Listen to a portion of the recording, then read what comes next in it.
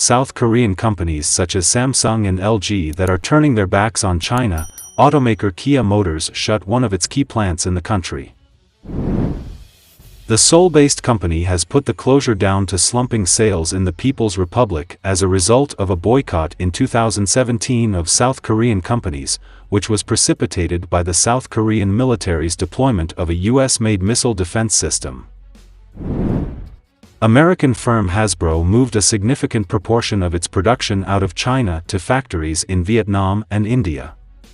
Amid the ongoing US-China trade war, the world's #1 publicly listed toymaker expected to produce around half of goods destined for the American market in China by the end of 2021, down from just under 2/3 in 2020. Despite lower levels of production in China, importing goods is causing havoc for Hasbro as the company is one of many suffering from the global shipping container shortage